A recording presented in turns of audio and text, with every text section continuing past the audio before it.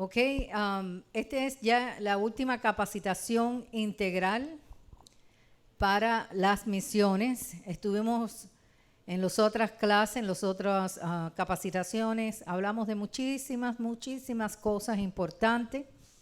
Y hoy es el final ya.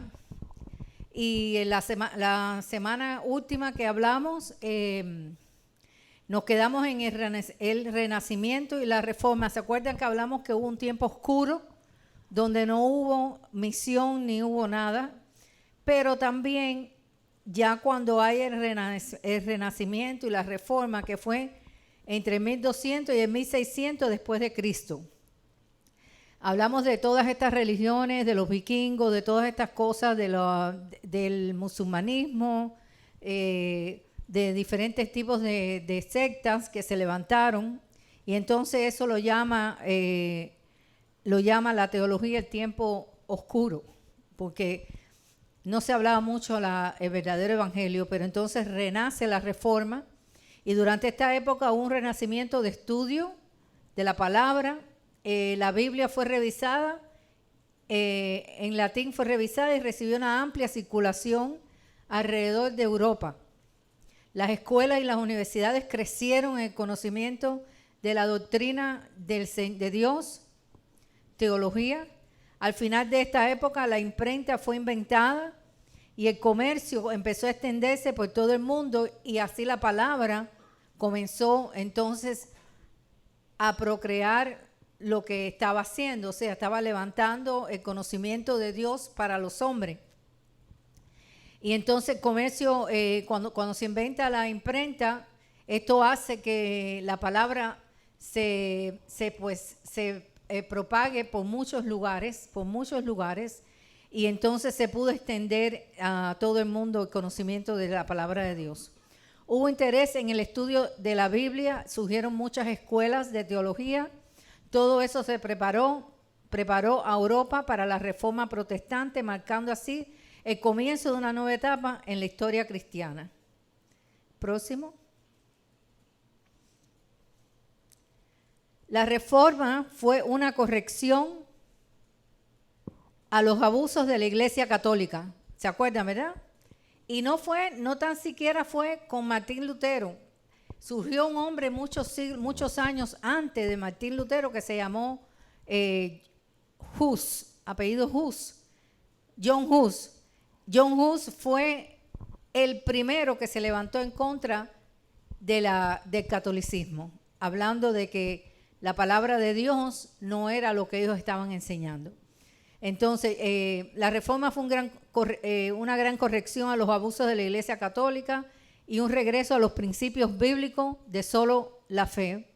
La salvación es solamente por la fe en Jesucristo. Solo la gracia es lo que nos puede, y a través de la fe, salvarnos del mundo de las tinieblas. El catolicismo no enseñaba eso, ocultaba la verdad y decía que tú eras salvo cuando pagabas la indulgencia. Entonces decían que tú eras salvo. Solo la gracia, el cristianismo en el 1200 después de Cristo, solo por la gracia, y en el cristianismo en 1200 después de Cristo. La historia solamente por gracia, no por obra. Y solo la Escritura. La única autoridad en cuanto a la vida cristiana y a la doctrina correcta es la Biblia. Ninguna doctrina de hombre, ni de demonio, ni ninguna de estas cosas que todavía existen, a pesar de que hay un surgimiento grande de la propagación del verdadero evangelio. Todavía existen muchas doctrinas de hombre, muchas doctrinas de demonio y muchas sectas. Nada de esto salva. Esta corrección fue indudablemente esencial para la restauración de la verdadera iglesia del Señor y sirvió como preparativo para una base. Ahí comienza entonces un surgimiento de lo que era la propagación verdadera de la palabra de Dios. La próxima.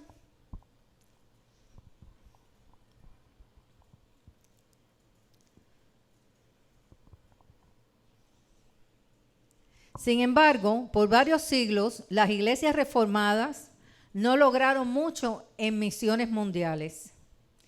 No hubo mucho, ¿por qué? Le voy a explicar, porque se había corrompido el evangelio, había que empezar desde cero, tenían que empezar a poner las bases otra vez de la verdadera doctrina de Cristo. Entonces, ellos se quedaron medio que estancados solamente tratando de instruir a través de la palabra, porque acuérdense que estuvo la imprenta y la palabra empezó a correr escrita. Ya no solamente era porque el Papa leía la palabra, sino ya las personas empezaron a instruirse individualmente. Entonces, pero no hubo mucha propagación de misiones. No hubo mucho porque estaban más bien concentrados en comenzar, empezar a instruir y poner bases, porque estaba todo leudado, todo estaba completamente perdido. ¿Por qué no hubo una expansión del evangelio después de iniciarse la reforma? Por varias razones. Hubo un estancamiento en ir a hacer misiones cuando la reforma surgió. ¿Por qué? Por los conflictos externos con católicos e internos contra protestantes. Habían demasiadas ideas, demasiadas teologías, demasiada confusión. No había una línea recta y una sola enseñanza. Entonces hubo conflictos externos con los católicos. Los católicos pues se levantaron en contra de la iglesia protestante, le llamaban protestantes en aquel y todavía aún. Y protestante con protestante comenzaron las discusiones, entonces hubo un estancamiento, a pesar de que trataban de solidificar la base verdadera, había conflicto. ¿Por qué? Porque se había leudado demasiado a la palabra de Dios, se habían levantado muchas cosas en contra de la palabra de Dios. También había una falta de estructuras, no había agencias para facilitar el envío de misioneros dentro de la iglesia reformada. No había estructura ninguna. Acuérdense que Dios es un Dios de orden y Él quiere que la misión siempre se haga en grupo, que se haga dirigido por alguien organizado y que se haga de acuerdo a la disciplina del Señor, las disciplinas espirituales. Entonces, no había ningún tipo de estructura que pudiera solidificar a los hombres y a las mujeres que querían ser enviados, no había nada. Entonces, todo ese tiempo se perdió de ir y predicar el evangelio. También otra circunstancia de eso era la política de la época. Portugal y España, países católicos, dominaron los océanos mientras la Reforma nació en Alemania y Suiza, que no eran fuertes países marítimos. O sea, acuérdense que antes se movían por barco, ¿verdad? Entonces hubo una restricción de la política de navegación para poder entonces enviar misioneros. Todo estaba completamente desordenado. ¿Ok? El próximo.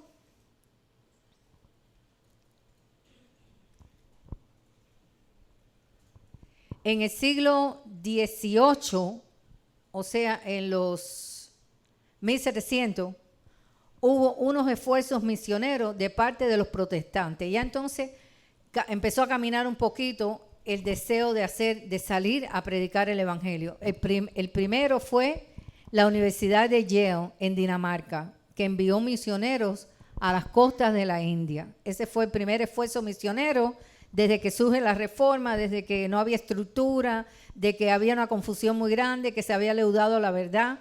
Entonces, en el siglo XVIII, o sea, en los 1700, comienza este esfuerzo de mandar misioneros, comenzando por la iglesia de Yale en Dinamarca. Comienzan a enviar misioneros a las costas de India. Ese fue el primer movimiento después de la reforma. Más impactante y duradera fue la misión de los moravos, llamada el amanecer de las misiones protestantes. Esto fue un gran movimiento que hubo de los moravos, se le llamaban moravos porque eran del lugar de Moravia, en Alemania, en Checoslovaquia, ¿no? Checoslovaquia. en Bohemia. Este grupo se estructuró bien, se instruyó bien en el verdadero evangelio y la necesidad que tenía de salir y predicar el evangelio. Y a este grupo se le llamó el amanecer de las misiones protestantes. ¿Ok? Primero fue Yale y después los moravos. Ellos enviaron misioneros a muchos campos y lograron enviar a un misionero por cada 60 miembros de su iglesia. Así que eso era un gran por ciento. Uno cada 60 en ese entonces, con las dificultades que habían y de movimiento, de transporte, de documentos y de estructura, fue grande el impacto que hicieron ellos. Una proporción que no se ha vuelto a lograr hasta la fecha. Hasta la fecha, uno de cada 60 no se ha vuelto a lograr. Así que lo de ellos fue un movimiento que le llamaron el movimiento de las misiones protestantes. Y vamos a ver quiénes eran los moravos. ¿Quiénes fueron los moravos? Los moravos eran un grupo de seguidores del protestantismo que se originó en Bohemia, en la actual República Checa, en el siglo XV, antes de Martín Lutero. Pioneros de misiones. Este grupo fue antes de Martín Lutero. Los moravos fueron los pioneros del movimiento misionero cristiano. Hermanos, son muy importantes ellos porque ellos fueron los pioneros. Después de haber estado sin estructura, después de haberse leudado tanto el evangelio, después de haber pasado este tiempo que la teología le llama el tiempo oscuro, ellos se levantan en el siglo XV, aún antes de Martín Lutero. Los moravos fueron pioneros del movimiento misionero cristiano, con misiones establecidas en África, América del Norte. Hermano, acuérdense, no habían aviones, era puro barco y puro caballo. Así que el movimiento de ellos en el siglo XV fue grande, en los 1400 fue grande. África, América del Norte, el Caribe y otras partes del mundo. Hasta el Caribe llegaron, hermanos. Los moravos llegaron hasta el Caribe, llegaron hasta América del Norte. Dice, fuerte conexión con la fe, eso es lo que ellos tenían. Dice, se caracterizaban. ¿Cuáles eran las características de los moravos? Por su sencillez, humildad, generosidad y el uso de la música en cultos. Ellos fueron los primeros que empezaron a levantar un movimiento de adorar a Dios en las reuniones que ellos tenían, y eso los impulsó a que la presencia de Dios, a buscarlo en adoración y en corazón sencillo y humildad y generosidad, el Señor les diera de lo que necesitaban para poder llevar su obra. Próximo, pastor. Ahora vamos a ver un pequeño video de quiénes eran los moravos. Súbale el volumen. Todo comenzó en una reunión de oración. El Espíritu Santo cayó.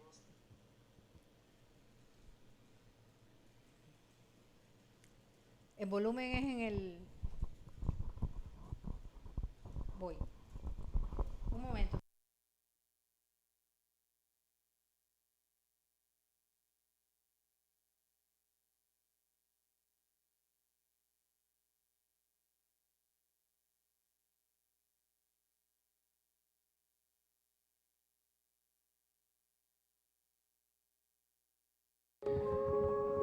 Todo comenzó en una reunión de oración.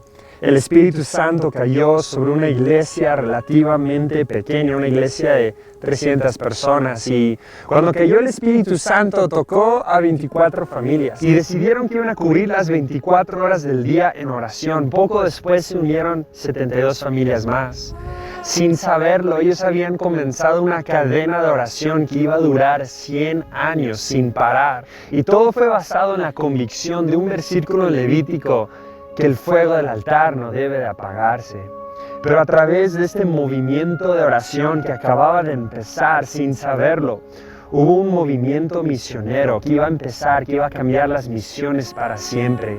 Y el día de hoy quiero contarte la historia de dos misioneros. Estos dos misioneros moravos decidieron que querían dar su vida por el Evangelio.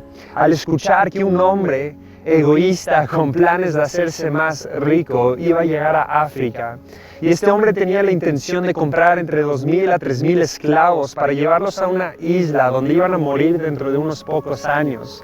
Iba a llevarlos a cultivar para que él se hiciera rico. Y cuando estos dos misioneros moravos escucharon esto, se indignaron y fueron con este hombre que iba a comprar a los esclavos y negociaron con él y le preguntaron si él estaría dispuesto a llevarlos en el barco junto con los esclavos para que él pudiera predicar el evangelio. Y este hombre les dio una respuesta dura.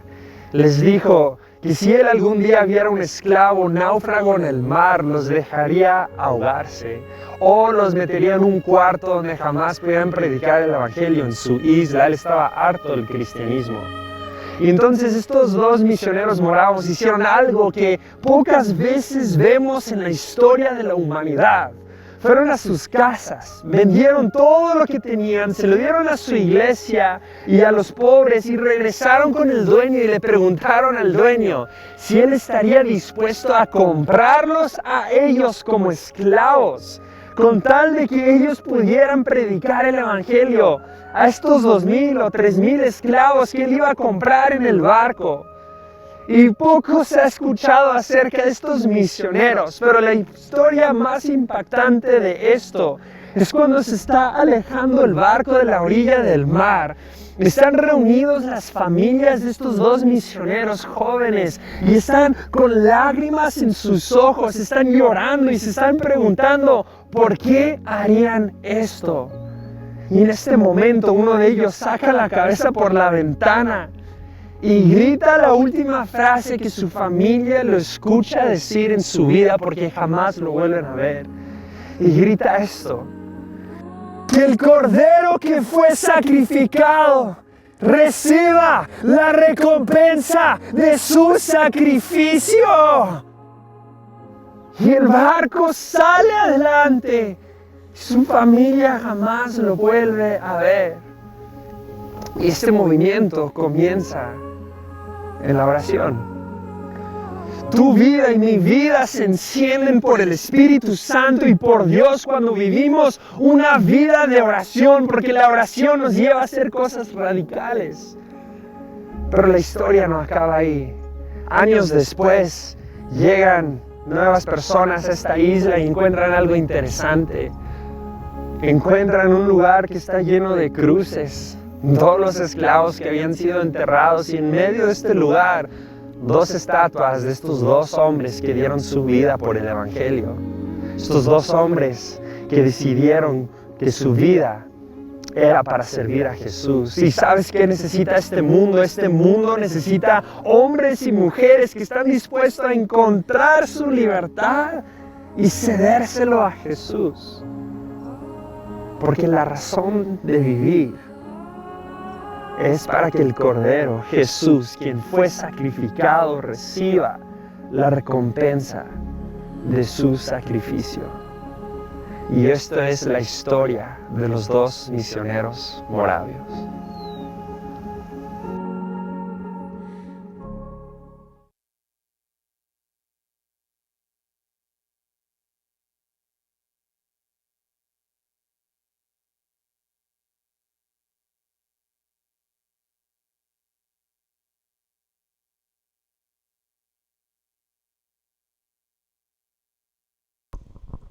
Tremenda historia, ¿no?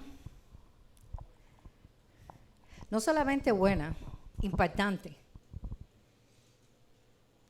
verdadera, impresionante. Ellos eran dos jóvenes, no vieron más nunca a su familia y toda la gloria era para el Señor.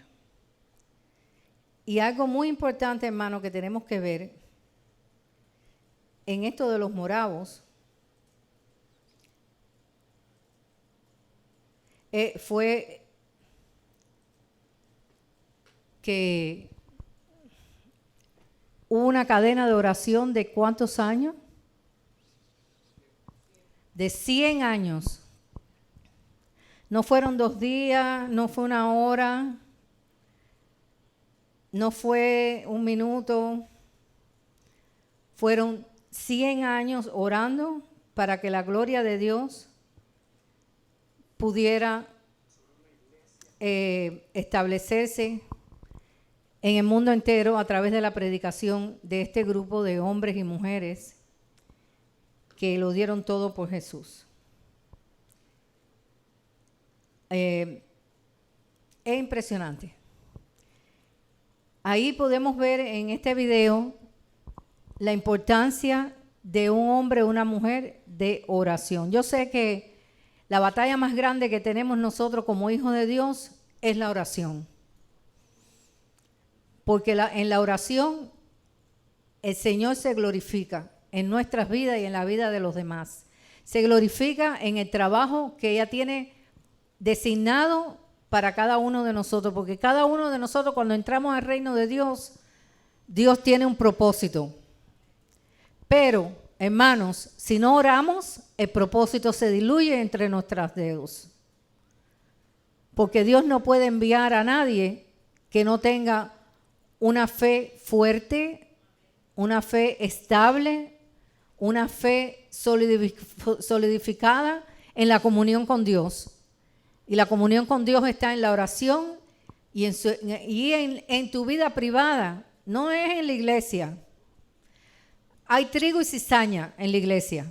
Se parecen mucho y no son iguales. No es en la iglesia, es en tu vida privada, en tu vida diaria. ¿Qué le das tú al Señor? ¿Todas las cosas de este mundo o le das tu vida? Como los moravos, creo que no hay mucho. Hubieron hombres y mujeres, pero ellos fueron un grupo especial, porque se levantaron en el siglo XV cuando estaba el tiempo de la oscuridad y antes aún del protestantismo. Se levantaron, confiaron, oraron y buscaron de la presencia de Dios. Ahora vayamos al próximo,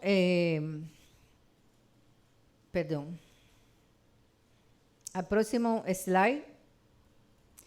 Dice, el principante de las misiones protestantes también fue un inglés llamado Guillermo Carey. Acuérdense, estuvo los moravos en el siglo XV. Después se levantaron algunos de la iglesia de la Universidad Yale. ¿Se acuerdan? Y ahora viene otro que se levanta y inicia verdaderamente ya muy solidificado. Los moravos ya pasaron más de ¿qué? ¿Cuántos? Como 200 años después. Pero ellos dejaron una base. Ellos dejaron la semilla de la predicación del verdadero evangelio en muchos lugares. Entonces este hombre llamado Guillermo Carey, de 1761 a 1834, quien despertó a la iglesia otra vez y llegó a ser conocido como el padre de las misiones modernas. Vuelve otra vez a surgir alguien que Dios tiene un propósito, esta persona busca la presencia de Dios y el propósito de Dios se cumple en él. Dios puede tener muchos propósitos en nuestras vidas, pero si nosotros no prestamos oído y no disponemos, no pasa nada. Porque tenemos un libre ¿qué? Albedrío. Él está esperando por mujeres y hombres que se levanten para poder llevar la palabra a muchos lugares. Entonces a él se le llama el padre de las misiones modernas. En una libreta que escribió Carey hay una investigación sobre la obligación de los cristianos de usar medios para la conversión de los paganos. Él desafió a la iglesia evangélica a establecer agencias misioneras. Entonces comienza la estructura de las agencias misioneras donde se preparaban hombres y mujeres dedicados a las misiones, entregados completamente a servir al Señor. Y entonces estas agencias misioneras, que eran los medios de los cuales escribió, empieza a enviar misioneros a los continentes no cristianos. Ya los que no eran los que ya habían recibido la verdad, sino a los no cristianos. Que ese es el propósito de la misión, de la verdadera misión a largo plazo. Acuérdense que hablamos misión a largo plazo, misión a corto plazo y misiones de ayuda. Hay 3 tipos de misiones. Y le di el ejemplo de la misión de ayuda, la que el pastor y yo fuimos a hacer a Dominicana y mi hermana Noemí, Eso fue una misión de ayuda a una misión. Pero hay misiones a largo plazo que son más de 2 años, o 3, o 4, o la vida entera. Misiones cortas de 3 meses para establecer lugares importantes para el Señor. Entonces, enviar misioneros a los continentes no cristianos. Al principio la respuesta a este humilde zapatero no fue muy alentadora. Él tuvo que batallar duro. ¿Por qué? Porque estábamos como ahora.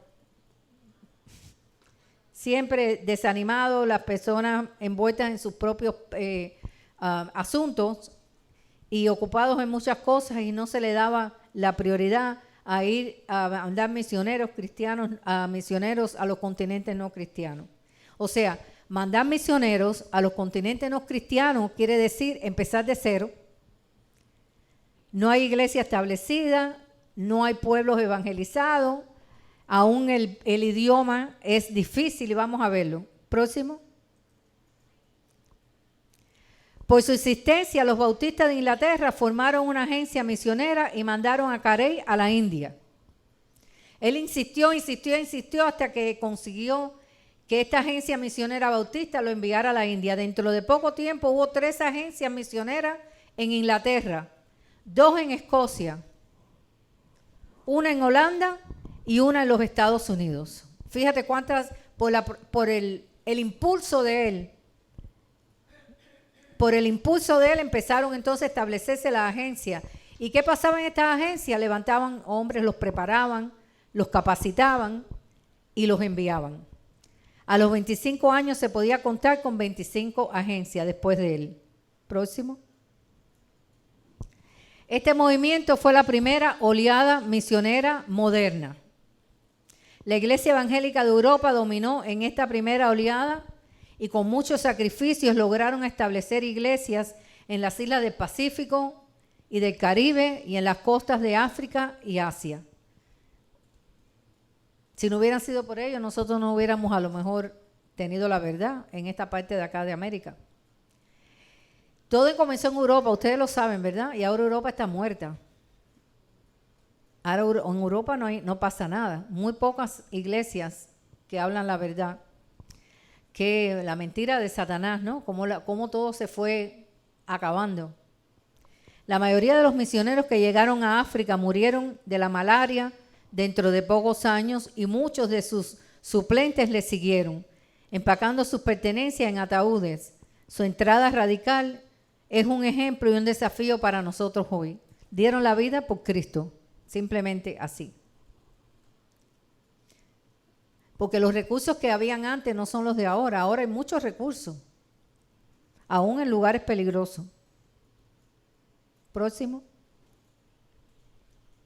Segunda oleada a los interiores de los continentes. Su primer viaje fue en el 1853. Su llegada, estamos hablando de Hudson Taylor, que es la segunda oleada. La primera fue Carey, que llegó a establecerse a través de él. Por su impulso, se llegaron a establecer 25 agencias. Ahora, la segunda oleada es Hudson Taylor. Su primer viaje fue en el 1853. Su llegada a China fue en el 1854. Estuvo 1 año para llegar. Misión fundada fue en el 25 de junio de 1865. Primer envío de misioneros por parte de él fue en el 1866. Trabajó 51 años en China con María, su esposa, y 2 esposas más, porque María se murió, la otra se murió y llegó a tener otra esposa. Porque ellos murieron haciendo misión. Mientras algunas voces estaban diciendo que la iglesia ya se había plantado en todo el mundo, un joven inglés llamado Hudson Taylor estaba estudiando los mapas y estadísticas del interior de China. Ustedes saben que todo se va diluyendo. Comenzó la primera oleada con Carey, pero todo comenzó a bajar de velocidad. Porque siempre el Señor levanta un líder para que impulse otra vez su obra. La obra del Señor nunca va a acabar hasta que Él venga. Así que Él siempre levanta líderes que oigan la voz de Dios. Entonces, este joven empezó, él era de una familia noble, su mamá cristiana, su papá cristiano, sus hermanos cristianos. Él no era cristiano, pero un día el Señor le habló. O sea, era de una familia cristiana, era un hombre de estudio, pero el Señor un día le habló. El libro de él es precioso. Hudson Taylor, las crónicas de Hudson Taylor. Aquí está Hudson Taylor. Hudson Taylor nació en el 1832 en Inglaterra y murió en el 1905 en China, en Shanghái. Él murió en China, él dio la vida por el Evangelio. Se le murieron 4 hijos, se le murieron 2 esposas. Fue terrible, hermano. Pero él siguió. Él murió en China. Él lanzó el llamado para ir a las inmensas poblaciones de los vastos interiores de los continentes de China. En medio de mucha oposición, Taylor fundó una nueva agencia en el 1865, porque siempre va a haber oposición del enemigo, ¿verdad? La misión al interior de la China, que en su larga historia mandó más de 6,000 misioneros a la China. Él levantó esta agencia en el 1865, ¿se acuerda que lo vimos en la primera parte? Y preparó más de 6,000 misioneros a la China. Hubo una unción especial entre los universitarios que resultó en más de 100,000 estudiantes dando sus vidas a las misiones mundiales, 20,000 de los cuales llegaron al campo misionero. Gran obra, ¿verdad? Esta fue la segunda oleada. La película muy popular Carros de Fuego también relata la historia poderosa de un joven inglés que estuvo juntamente con Hudson Taylor. Él se llama Eric Liddell, quien vivió y sirvió como parte de esta segunda ola misionera en China de 1925 a 1943. Él fue el que lo siguió, el que continuó, surgiendo tremendos avances de esta segunda oleada. No se paró allí. Dios levantó otro hombre, otro líder. Él era un deportista. Él hacía carreras, corría. Otra vez algunos empezaron a decir que ya se había cumplido la gran comisión, hasta que Dios levantó a 2 hombres visionarios, él y su hermano. El hermano se llamaba Rob. Predicaron en el tiempo de guerra con Japón, estando en la China. Así que ellos 2 siguieron el legado de Hudson Taylor para el 1925 al 1943. Por eso es que en China hay tantos cristianos, a pesar de ser perseguidos, a pesar de ser muertos, a pesar de ser atropellados, encarcelados. El próximo. Vamos a hablar de Eric Liddell, este muchacho que era joven en aquel entonces, escribió estando en el campo de internamiento. ¿Y qué es un campo de internamiento? El centro de detención de la Segunda Guerra Mundial en 1943. Él estuvo, lo agarraron y lo metieron ahí. Lo metieron en este centro de detención, donde murió. Murió en el 1943. Él escribió un libro que es llamado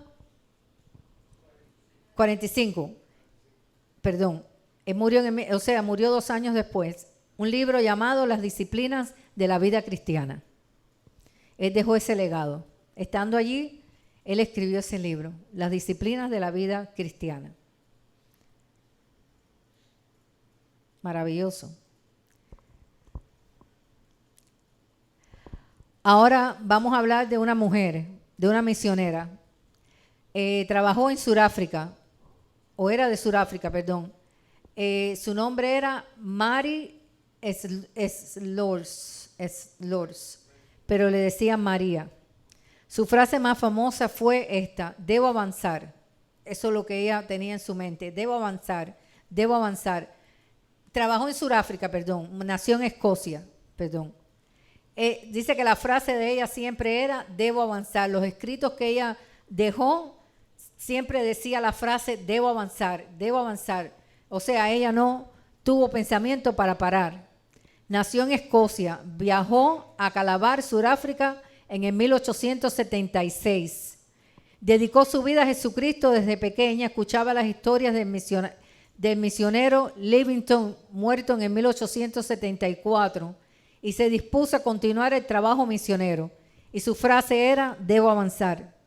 En 1888 ingresó al interior de África, interior, hermano, a la parte más inalcanzable, porque las costas ustedes saben que son más alcanzables.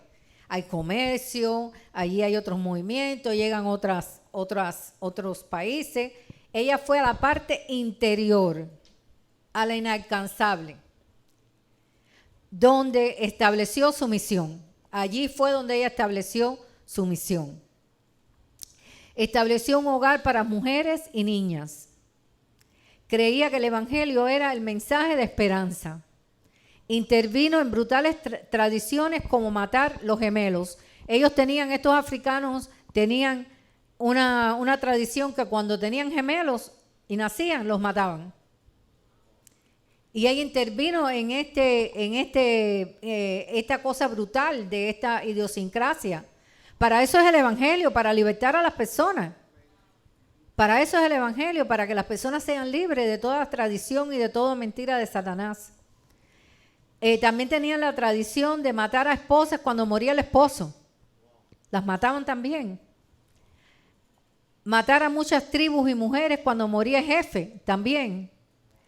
Cuando el jefe moría de una tribu, mataban a las mujeres, a muchas. Fue pionera del evangelio en el lugar interior de África. Era conocida por predicar todo el tiempo. Su vida produjo una clama social al negociar resoluciones pacíficas para los diputados tribales. Ella hasta intervino en las leyes tribales. Si ustedes quieren, hay un video de ella que lo pueden ver. Fue grande, fue mucho lo que hizo. Pero ella decía, ¿cuál era la frase? Debo avanzar. Ella nunca paró, nunca. Algunas iglesias surgieron cuando los creyentes se unieron después de su testimonio del evangelio. Después de su predicación, surgieron iglesias por la predicación del evangelio y el testimonio de ella. Wow, ¿y eso fue en qué año? En el 1876. Yo no veo muchas historias ahora modernas de así, gente así.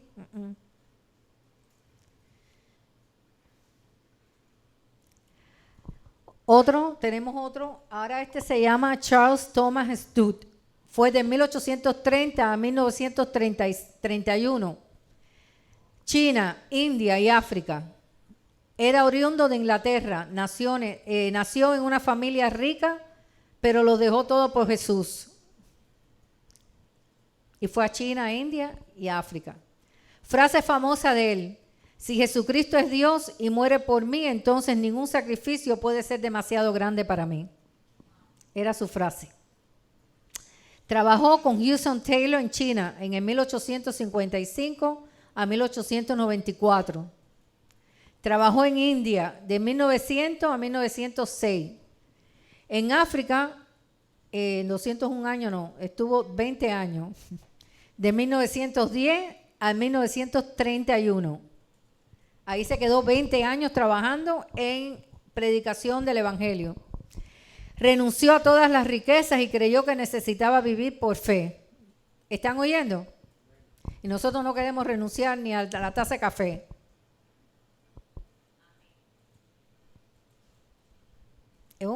Tenemos un evangelio bien light, muy cómodo. Yo me quedo aterrorizada cuando entro a estas historias y veo a estas mujeres y estos hombres que oyeron el llamado y obedecieron, porque a veces nosotros, Dios nos llama y no obedecemos, y ni tan siquiera oramos para ver la voluntad de Dios. Consideró la necesidad espiritual de aquellos que nunca habían oído el evangelio. Fue a donde no habían oído el evangelio. No fue a ninguna iglesia a predicar, no fue a ningún ministerio establecido, ni a una misión corta. Fue años de trabajo de misión al lugar donde no se había oído el evangelio. Ministró siempre según la dirección de Dios. Su esposa lo acompañó. En África, la misión del corazón de África fue importante, aún existe en la actualidad.